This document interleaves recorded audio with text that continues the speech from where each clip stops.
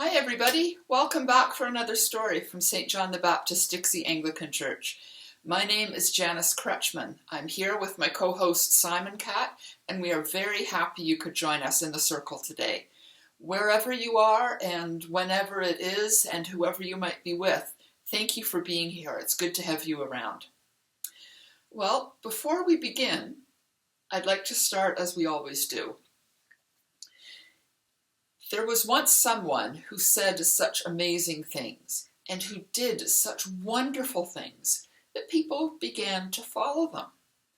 And one day they just had to ask, "Who are you?" And this person told them,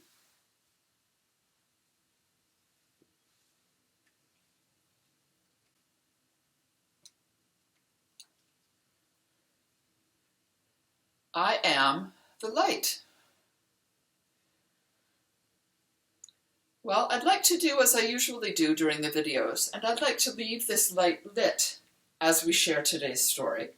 I'll put it safely over here, and Simon Cat does have plenty of room to walk beside the candle if he wishes. I'll keep my eye on that. Do you remember last week we talked about how the church tells time?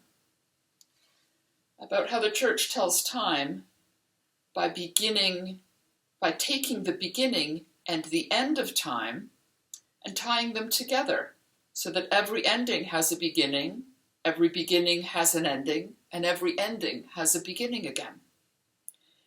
And about how there are three great mysteries of the church year: Christmas and Easter and Pentecost. And about how it's so important to notice these great mysteries that we've built in seasons of Advent and Lent and Easter to get ready for these great mysteries. Otherwise, we'd walk right by and might not even notice them. Today, I would like to talk about how the church uses color to tell time. In particular, how the church uses color to tell time during Advent, the season we're in now. Might be a little hard to tell with my simple little laptop camera, but these pieces to mark Advent are blue. They're a royal blue to mark Advent. Some churches will use a very special purple, but we use blue for the first and the second and the third and the fourth Sunday in Advent. Then the great mystery of Christmas. Well, I'd like to show you a picture that Father Daniel took last week. It's a picture of our church Advent wreath, and it shows a bit of the church itself. I wonder where in this picture you see blue. Yes, there is blue on the cloth that hangs from the front of the pulpit. Where else? Yes, there is more blue in the curtain that hangs behind the altar. And there are blue candles. This is the first candle. We lit this one last week. We say it represents hope. That one is lit first, so it is on longest, because hope is what everything else needs to rest on. It's important. This is the candle we will light today. The second candle, we say, represents peace. This is the third candle in our Advent wreath. This one is not blue. I wonder if someone made a mistake.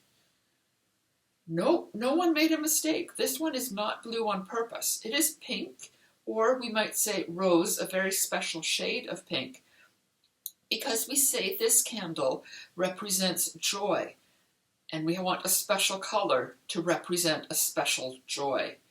It also marks the point where we are more than halfway to being ready for the great mystery of Christmas.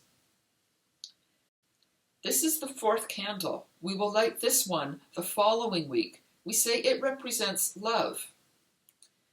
And then, with hope and peace and joy and love, we will be ready on December 25th to light the white candle of Christmas.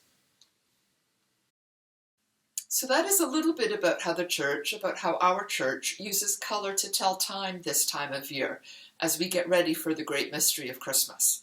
Some people use those colors in their Advent wreath at home, and some people use different colors. I want to show you mine. I like using all different colors. There's a light blue one here. I lit that one last week on the first Sunday. It's a little bit shorter. Later today, I will add this dark green one at the back. Then I will add this pale yellow one next week. And then as we get very close to Christmas, I will add this kind of a peach colored one in front. So I wonder how you tell time at home this time of year. Do you use an Advent wreath? Which color candles do you use? I wonder if you have different ways of marking the approach of Christmas as we get closer and closer to the great mystery. I wonder if you're in church today or next week, or if you're watching our live stream today or next week, I wonder if you can look around and if you see anywhere else where we have blue, anywhere else that has blue in the church.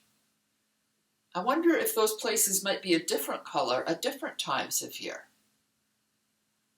I wonder if you might see blue around you now. I don't think there's any blue in this room, but maybe there's blue in the room where you are. And I wonder what we'll find to talk about next week. I certainly hope you can be back to join us. Before we go, let's get back to this candle, to this light. This light could not stay in just that place, in just that time, or with just those people. So this light changed. This light changed so it could be in all places, in all times, and with all people. Where you are and where I am, the same light is with us. Thank you very much for joining us today, and I really hope you can come back next week. I hope to see you then. Bye for now, everyone.